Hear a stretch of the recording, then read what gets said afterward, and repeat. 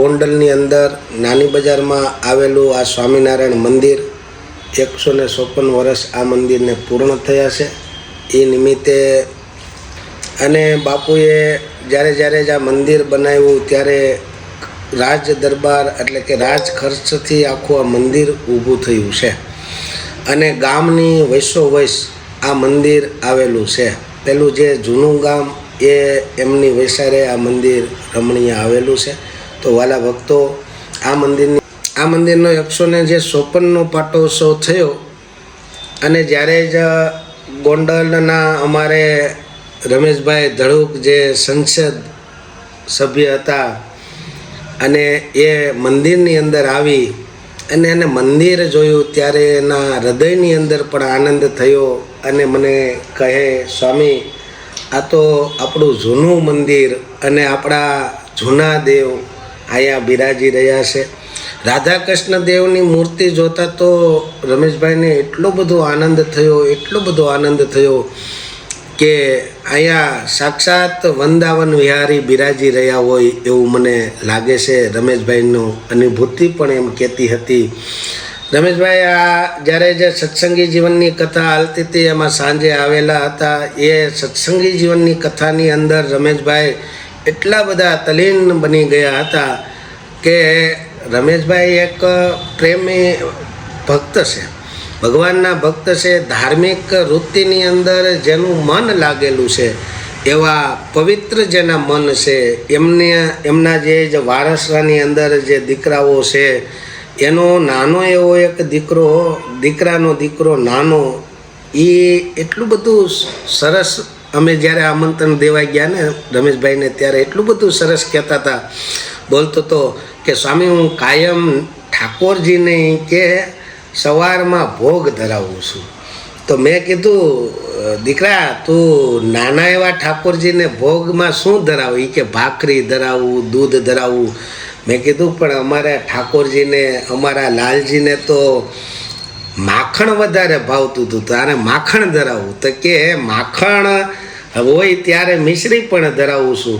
આવા જે રમેશભાઈ એની અંદર જે સંસ્કારો છે એ ઉત્તરોત્તર એમના સંસ્કારો એમના દીકરાની અંદર આવેલા છે.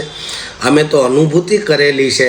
અને કથાની અંદર આવીને જે કથા સાંભળતા હતા ને ત્યારે પણ વક્તાને એમ થઈ ગયું કે આવા ભક્ત કથા સાંભળવાવાળા જો કોઈ મેં આજ દી સુધી 7 દિવસ સુધી મેં 5 દિવસ સુધી જે કથા કરી એમાં જોયા હોય તો એ રમેશભાઈ ધડુક છે. અને એટલા બધા પ્રેમી ભક્તો છે. સંતની સાથે પ્રેમ રાખનારા એ રમેશભાઈ ધડુક છે. એ મંદિરની અંદર આવી અને ઘણા બધું અમારા મંદિરની અંદર જે હરિકૃષ્ણ મહારાજ, ધર્મદેવ, ભક્તિ માતા એમના જ્યારે ચાંદીના મુંગટ કરવાના હતા એમાં થોડા પૈસા ઘટતા હતા. તો રમેશભાઈ કે એ ઘટેલા જે કાંઈ રકમ ઘટે છે એ રકમ હું તમને આપી દઈશ. તો વાલા ભક્તો, આ મંદિરની અંદર જ્યારે તમે ક્યારેક આ મંદિરના દર્શન કરજો, હરિકૃષ્ણ મહારાજના, ધર્મદેવ, ભક્તિ માતાના અને રાધા કૃષ્ણ દેવના દર્શન કરશો, તમારા મનનો કામના પૂર્ણ થશે. જે મનની અંદર તમે ધાર્યું હશે એ પૂર્ણ થશે એવી રમેશભાઈને પણ અનુભૂતિ થઈ છે. અને રમેશભાઈને પણ એમ થયું કે સ્વામી, આટલા સુંદર દેવ અને આટલું બધું જ રમણીય મંદિર આપણું ગામની અંદર છે તો આનો પસાર આપણે કરવો જોઈએ.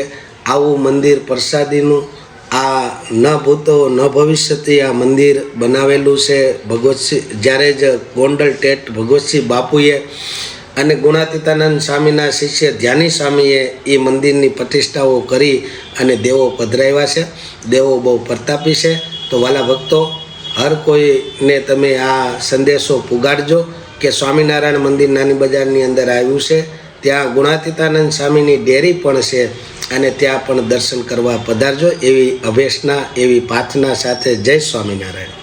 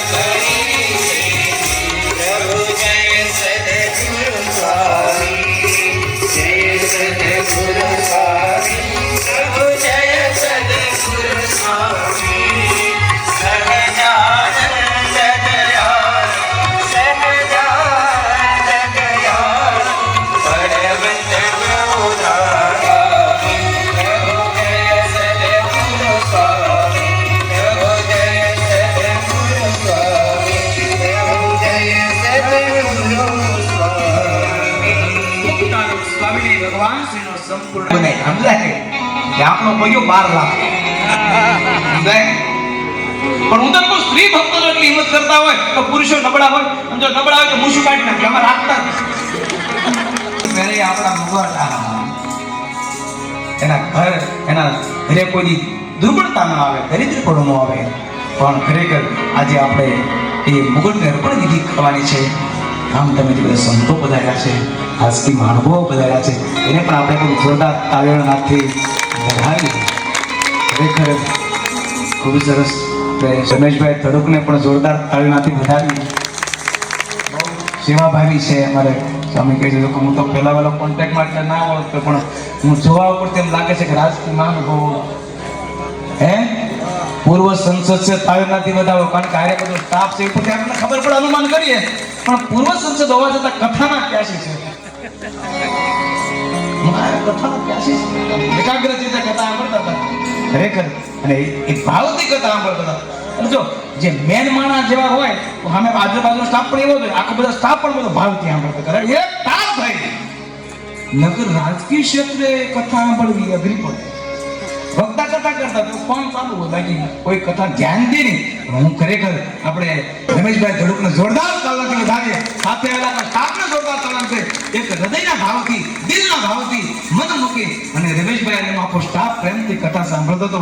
ખરેખર જેમ ગોંડલના ભગતસિંહ બાપુ જેવા મુમુક્ષુ ભાવ દેખાતો ને, એ મુમુક્ષુતા મને રમેશભાઈમાં દેખાય છે, સ્ટાફમાં દેખાય.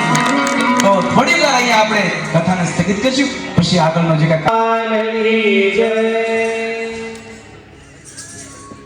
સંતોને આપણે જોરદાર તાળીઓના નાદથી વધાવીશું. એ જ રીતે આપણી સભામાં સંખ્યોગી આરતીબહેન તેમજ ડિમ્પલબહેન મોટા મૈકાથી વધાર્યા છે, એમનું પણ સ્વાગત સત્કાર કરીએ છીએ. ત્યારબાદ જે હરિભક્તોના નામનો ઉલ્લેખ થાય વિનંતી કરશું કે જેના નામનો અત્રેથી ઉચ્ચાર કરવામાં આવે પોતે મંચસ્થ પધારી. એમના સગા સંબંધીઓ પધાર્યા છે, એમાંથી મંથનભાઈ દવે અમદાવાદ. આવો મંથનભાઈ. મિતેશભાઈ સરવૈયા, હિતેશભાઈ બોડાણા અમદાવાદથી, જયરામ કાપડિયા બગડુ, વિનુભાઈ કાનાણી મોટી મોડપરી.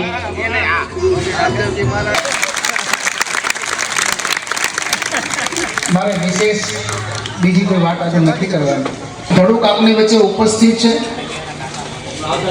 પૂજ્ય પૂર્ણ સ્વરૂપ સ્વામી. એ તો વર્ષોથી દેશ અને વિદેશમાં કથા કરે છે, એટલે હીરા પારખું છે.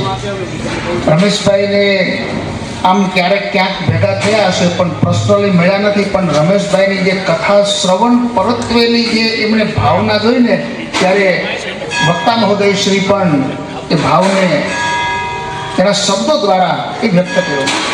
સ્વામી રમેશભાઈ પૂર્વ સાંસદ તો છે જ, પણ હાલની તબક્કે ગુજરાતમાં ચૂંટણી આવે અને રમેશભાઈ ઊભા રહે તો આખા ગુજરાતમાં બધા કરતાં વધારે લીડ મળે એવા વ્યક્તિ છે.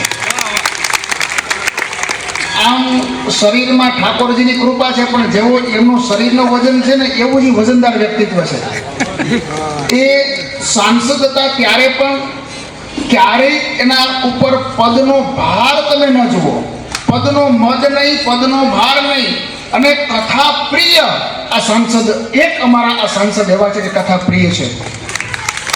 સ્વામી સાંસદ નહોતા ત્યારે પણ, સાંસદ થયા પછી પણ એણે એ પોરબંદરમાં ચોપાટી ગ્રાઉન્ડ ઉપર જિગ્નેશ દાદાની કથા રાખી હતી, ઉપલેટામાં એમની કથા, અહીંયા રમેશભાઈ ભાઈશ્રીની કથા, કેવા કેવા આયોજનો એમણે કર્યા.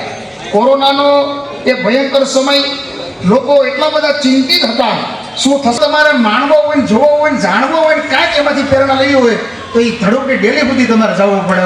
હા, એ રીતે આ એક કથા પ્રિય તો છે. અને આમ છે ને રમેશભાઈ, અમે તો બધી ફરતા હોય ને એટલે જોતા હોય. અમુક ક્ષેત્રમાં જે હોય ને એને ખાલી આશ્વાસન જ દેવાનું હોય, સમજ્યા?